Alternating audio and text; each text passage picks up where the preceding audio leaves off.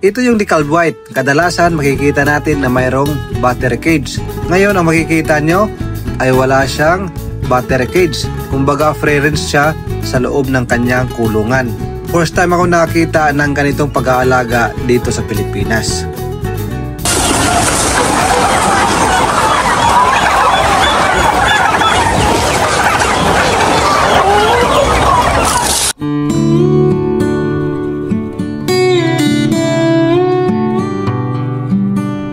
Isang pinagpalang araw sa inyo mga kaparmers. Ipapakita ko sa inyo ang backyard farm ng isa nating kaparmers. Kaway-kaway kay Ma'am Ann DRDB. Yan po ang pangalan niya sa Black Apps. Nakakita na ba kayo sa Pilipinas na nag-aalaga ng decal white na walang battery cage? Kumbaga, mayroon siyang kulungan pero pagdating sa loob, cage free po siya. Kadalasan natin nakikita na decal white, mayroon siyang battery cage. Pero ibahin nyo ang pag-aalaga ni Ma'am DRDB. Halina at ipapasilip natin sa inyo ang kanyang backyard farm. Baka magkaroon kayo ng idea at mayroon kayong mga bagong kaalaman na mapupulot tungkol sa pag-aalaga ng decal white. Halina at ma-inspire at pakapulot ng bagong idea sa kanyang mga experience. Ngayon makikita nyo kung ano yung itsura ng nest box namin. Ito yung pinakabagong addition dun sa nest box namin. Before namin ikabit, gusto ko lang ipakita sa inyo yung parts. Kung gusto nyong gayahin, ito yung pwede nyong gawing reference. Una, itong part na to, dito namin kinukuha yung mga itlog. Dito, nagro-roll yung mga itlog. Yung tawag kasi dun sa setup ng nest box na to is rolling nest box. I-open mo siya. Ayan, makikita nyo dito gugulong yung mga itlog sa part na to. Galing dun sa loob. So, makikita nyo to, meron siyang color black na tela. Itong part na to, na-open siya. Dito rin sa part na to, itong part na to ng flooring ng nest box, dito kumbaga na pumupunta yung mga chicken para mga itlog. And then gugulong na kusa yung mga itlog papunta dito. Ayan. Tapos, meron tayong dalawang questions. Unang question is, ano daw yung size ng chicken house natin? Yung size ng loob ng chicken house is 8 meters by 8 meters. Right now, we have 330 chickens. 95 doon yung nangingitlog na araw-araw. Pero sa tingin ko, kasya ng hanggang 500 chickens dun sa size ng chicken house natin ngayon. And dito na tayo sa next box. Tapos yung, sagutin natin yung second question. Yung second question is, kung free-range daw ba yung chickens natin, tsaka kung ano yung lahi. So, hindi kami naka-free-range, pero naka-cage free kami. Tapos, decal white yung mga chickens na meron tayo ngayon. Both yung 95 tsaka yung bagong dagdag na 240.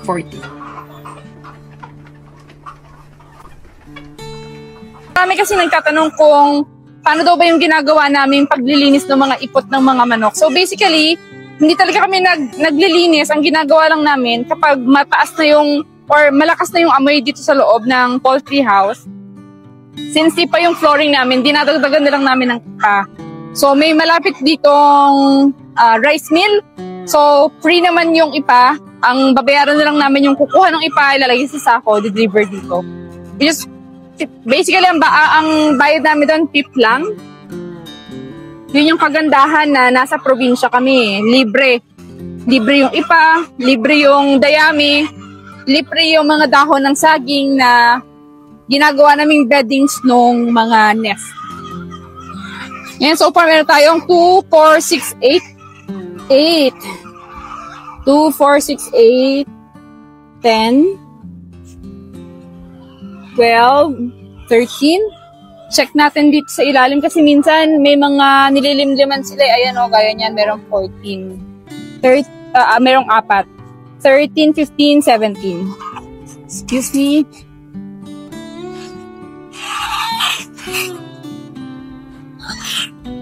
18. Ay, grabe naman, no? Nakikita nyo ba to? Ang dami naman pong nest box na available doon. Pero dito nila gustong nagsisiksikan. Madami rin kaming, bukod doon sa bamboo nest, marami rin kaming rolling nest boxes. Pero dito talaga yung favorite nila na spot eh. Ayan. Tanggalin ko lang sila para makuha natin ng maayos yung mga manok. Ay, yung mga manok tuloy. Yung mga itlog. Ayan. 18 na yata to. So, 20. 22. 24. 26. 28. 30. Bali, 36 lahat to.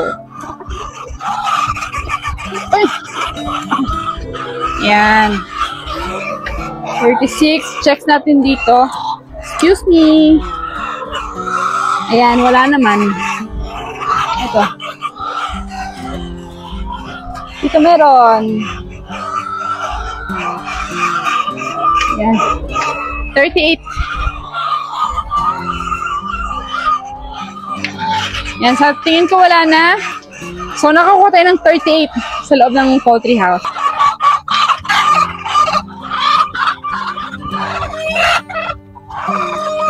Ay, kami nila dyan.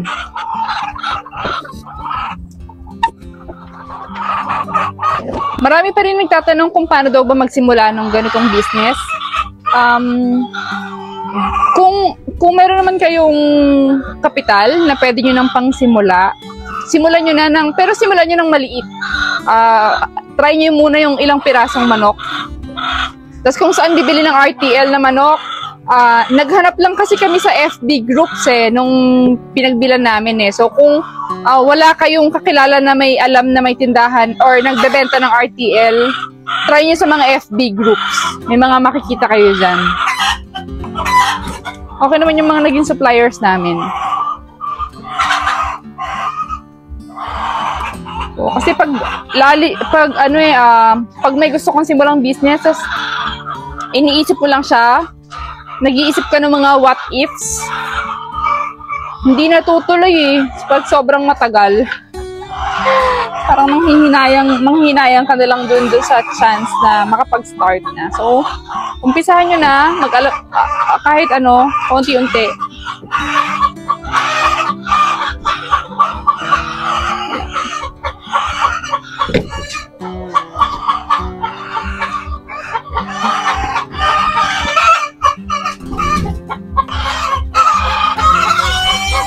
Ito ba yung size ng poultry house namin? So, kung nakikita mo yon, sa loob, ang size is 8 meters by 8 meters. So, pa-square siya. Tapos, yung isa pang question is, ilan daw ba yung kasha? So, sa 8 meters by 8 meters na poultry house namin, meron kami ngayong 300 plus chickens. Ayan, kung makikita nyo naman, maluwag naman sila. Ayan, maluwag naman sila. Hindi naman sila nagsisiksikan. So, meron dito ang itlog. Kunin ko lang. Ay, madami dito. Ano dyan? Ay. Makulit.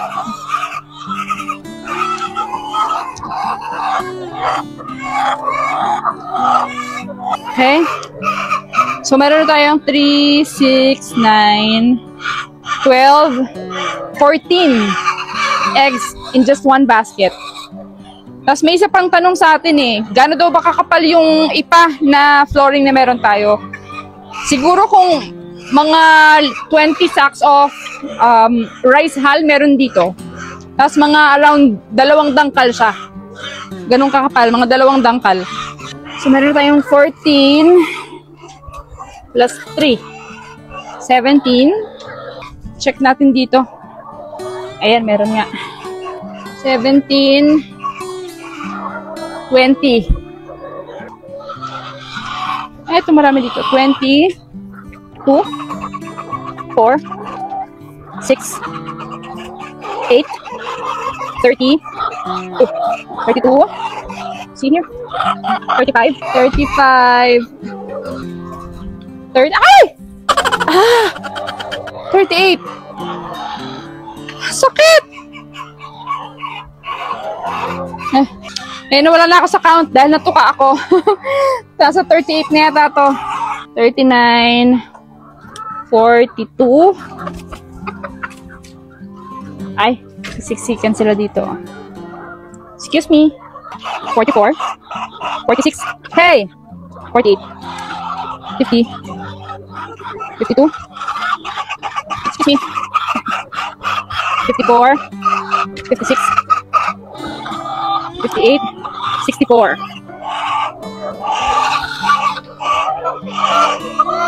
66. May isa dito.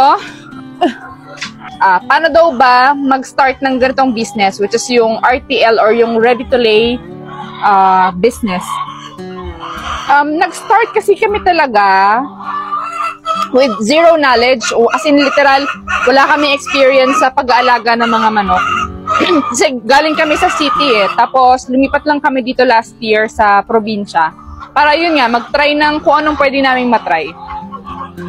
Nag-decide kami sa RTL kasi feeling namin yung itlog, daily need siya ng mga tao, tsaka affordable. Ngayon, ipapakita ko kung paano namin sinasize ang mga itlog gamit ang digital scale. Dito sa amin, importante ang pagtimbang para malaman kung anong size ang itlog ng naipon namin. Hindi lang basta hulaan, ginagamitan talaga ng timbangan para accurate. May iba't ibang sukat ang itlog base sa bigat nila. Piwi, 40 hanggang 44 grams. Extra small, 45 to 49 grams. Small, 50 to 54. Medium, 55 to 59 grams. Large, 60 to 64 grams. At extra large, 65 to 69 grams. Ang jumbo, 70 to 74 at super jumbo, 75 grams pataas. Kaya bawat itlog, tinitimbang muna bago i-categorize. Nakakatulong ito lalo na kapag may specific na size na hinahanap ang suki o kung gusto naming ayusin ang packaging. Simple lang ang proseso pero malaking bagay ito sa consistency at quality ng produkto.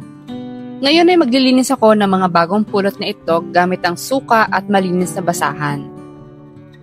Alam niyo ba, ang suka ay isang natural at ligtas na panlinis ng itlog. Nakakatanggal ito ng dumi at mantsa nang hindi tumagamit ng matapang na kemikal. Kaya maganda ito para sa mga gustong panatilihing natural ang proseso. Bukod dyan, may antibacterial properties ang suka. Ibig sabihin, habang nililinis natin ang itlog, nakakatulong din tayong bawasan ang mikrobyo na maaaring dumikit sa balat ng itlog.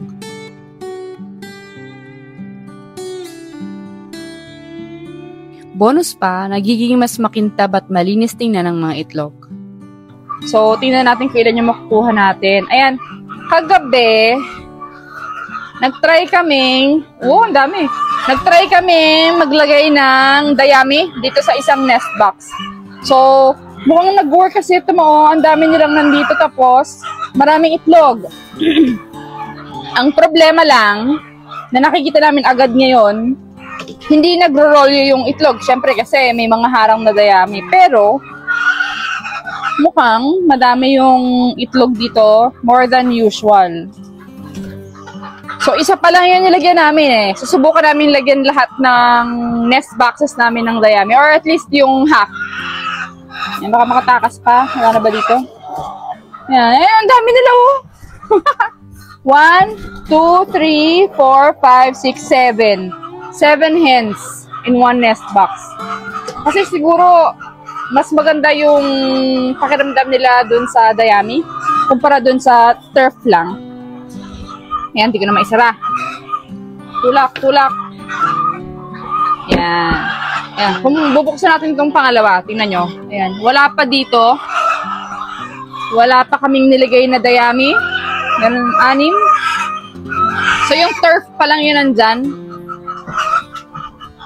So, kung kakasya yung dayami na meron kami, kasi konti na lang din yun, try namin lagyan kahit itong 6 na nandito sa harapan.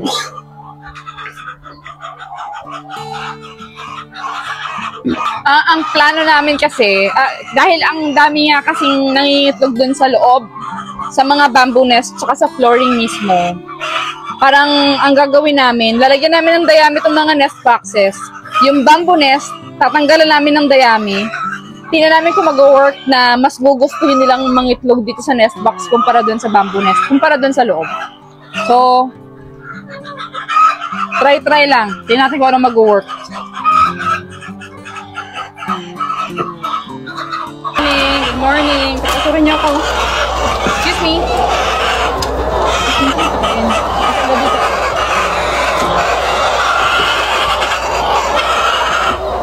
Meron kaming order ng 20 trays ng medium. Ngayon, ang meron lang kami is 16 trays ng medium. So, meron pa kaming 4 na kailangan punuin. Hopefully, mapuno namin siya within the day. Kasi meron pa rin kaming ibang order pa rin ng medium eh. May 4 akong, bukod doon sa 20 na trays ng medium, may 4 pa akong kailangan mabigyan ng medium. Kukunin na bukas yung 20 trays. So, tingnan natin kung makakapuno tayo ng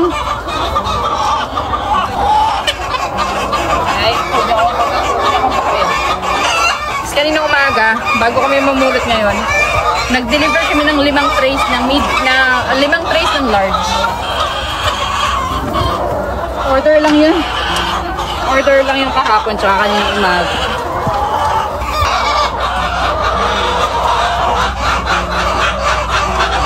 Ay! Ang hirap na kakakibaka. Ito na. Ito ba? Ito pang nest.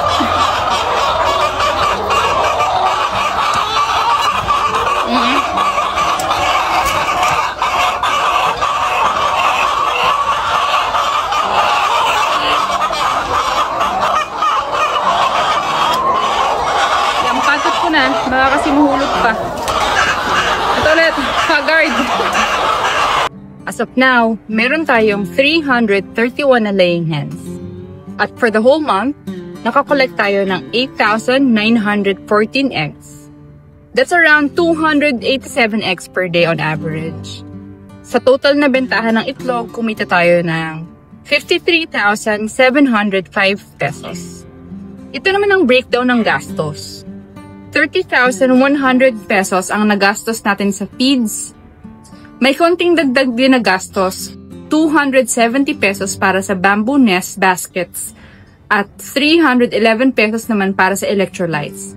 Total of 581 pesos.